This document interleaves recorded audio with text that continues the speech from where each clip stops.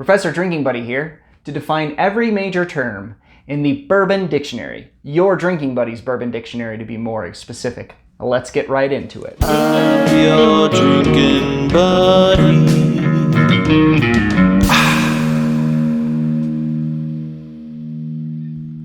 All right, drinking buddies, we're going from A to T here. I couldn't think of anything for Z, but for A today, we're going with Angel's Share / Devil's Cut. What do we mean by that? When you hear that term in marketing or things like that, what does it mean?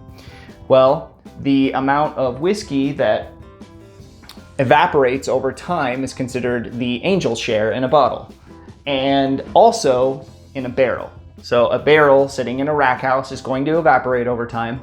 So if you start with a product and you age it for 4 years, you're going to have slightly less than if you aged it for 2 years. And if you age it for 20 years, you're going to have slightly less than you did if you aged it for, 4 or 10 or whatever it might be. And so that what's lost in the aging process is called the angel share.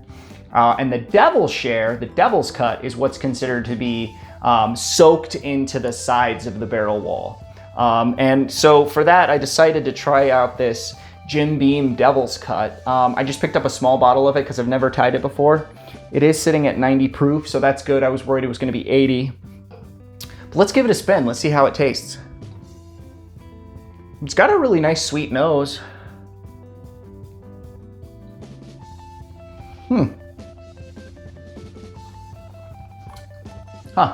It's almost got a Texas profile to it. It's heavy on mesquite and peanuts, of course, because it's Jim Beam. Peanuts are always going to be there. It's a little bit oaky. It's a little bit too oaky. A lot of tannins going on here. Little bitter tannin thing going on. A lot sweeter on the nose than on the palate. But, overall, it's a cheap whiskey. It does what it does. It's a cheap whiskey. You can't really expect too much out of it. But around that price point, I would say Wild Turkey 101, Old Forester 100.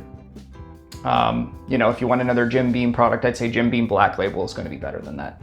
But that's not why we're here. We're here for the Whiskey Dictionary, the Bourbon Dictionary. And while we're talking about Devil's Cut, it is something that is soaked into the sides of the barrel, into the barrel wall, and Jim Beam finds some way to extract that. But that Devil's Cut is really useful in that barrel's next process. So that barrel is going to move on to Scotland or to age Scotch, or maybe to France to age some brandy or cognac, or maybe it'll go to Mexico to age some tequila. And that Devil's Cut is going to help absorb into that next spirit and give it a little bit of a bourbony flavor.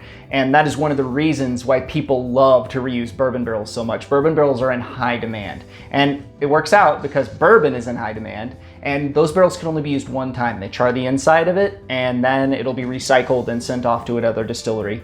I think mostly Scotland, France, and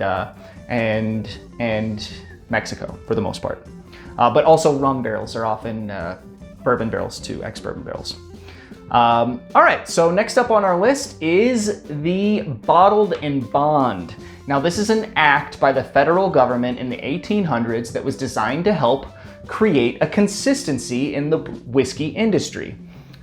A lot of distillers would lie about how old their product is. They would add things to it that shouldn't be in whiskey, like tobacco spit and coffee grounds to make it look older. They would add things like turpentine to it that might make people go blind. And that's not good. What they wanted to do there was create a food law that would create standards and make it to where we could trust the product and we could trust the label. And so what were the requirements? It had to be exactly 100 proof, at least 4 years old, aged in a bonded warehouse, so being monitored by the federal government to make sure there's nothing fishy going on. One distinct distilling season, and it'll have to have the distiller's number on the bottle. Some famous examples of bottled and bond might be things like, Mellow Corn, which isn't technically a bourbon because it's finished. It is aged in used barrels, not in new charred oak, so it's not a bourbon. We got McKenna 10-year bottled and bond, so there's a lot of examples of bottled and bond stuff out there. Heaven Hill is kind of the king of bottled and bond. They have a lot of bottled and bond products, but there's not as many as there used to be. I think that comes from the fact that there's so many other standards on the bourbon industry that you don't have to go with a bottled and bond for customers to trust that you're not lying about things, because there's so many other requirements and regulations to make sure that you're not lying about anything. Next up, we have Char Level. So C for Char Level. And Char Level you might hear a lot about, and you might hear it's a number 3 barrel or a number 2 barrel or a number 4 barrel. Well, a barrel char level can go from 1 to 4, and 4 being a really charred, it's that alligator char, a heavy char on the bottle, or on the barrel, and 1 being the lightest, 4 being the hardest, the heaviest char. And what does each one give you? Well, a light char isn't going to imprint as much of that charcoal flavor. A heavy char will implant more of that flavor into the barrel and give it more of a bourbony, dark, aged quality to it. That new charred oak flavor really comes through on a that charred oak really comes through on a nice bourbon, and it comes from the fact that they char the barrels. As you know, bourbon needs to be made from at least 51% corn, and the rest of those grains can be made up of something else, but we'll come back to that. Next up, I'm going to talk about foolproof. So F for foolproof. What does foolproof mean? Well, foolproof is going to be a bottle where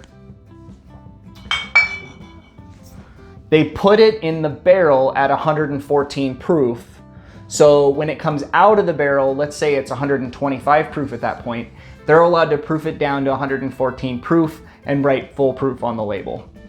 What's the difference between this and cask strength and barrel strength?